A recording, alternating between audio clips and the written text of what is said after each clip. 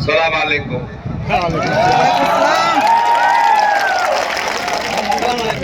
বহু দিনৰ পৰা মোৰ আশা আছিল যে মই মানকাছাৰ সমষ্টিলৈ আহোঁ, মানকাছাৰ অঞ্চললৈ আহোঁ।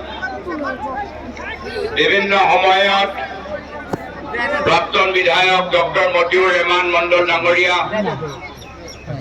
আৰু বিভিন্ন সময়ত কংগ্ৰেছ দলৰ মনোনীত প্ৰাৰ্থী মহিবুৰ বাপী ৰেহমান ডাঙৰীয়া মোৰ লগত যোগাযোগ কৰিছিল আৰু সদায় মোৰ ইচ্ছা আছিল যে মই আহিবলৈ বিচাৰো, কিন্তু কিবা কাৰণত মই ইয়াৰ আগতে যেতিয়া আমাৰ যোৱা ২-৩ বছৰত বিভিন্ন আমাৰ দলৰ কাৰ্যসূচী হৈছিল, মই কিবা কাৰণত আহিব নোৱাৰিলো।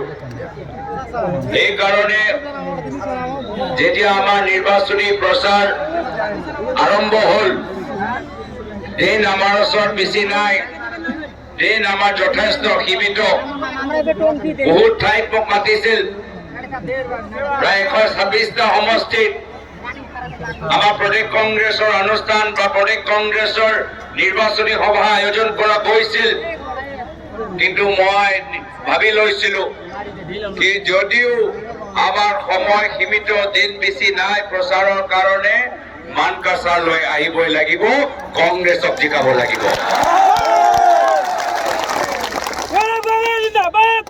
যোৱা বিধানসভা নিৰ্বাচনত মই আপোনালোকৰ ওচৰলৈ আহিছিলো।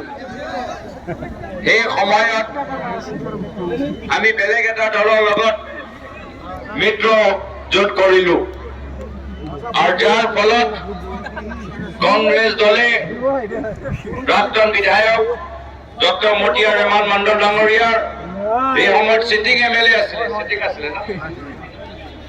চিটিং MLA, তথাপিও অসমৰ বৃহত্তৰ স্বাৰ্থত মানকাছাৰ কংগ্ৰেছ দলে আৰু ডক্টৰ মতিউৰ ৰেহমান মণ্ডল ডাঙৰীয়াৰ ত্যাগ আৰু বলিদান স্বীকাৰ কৰিলে।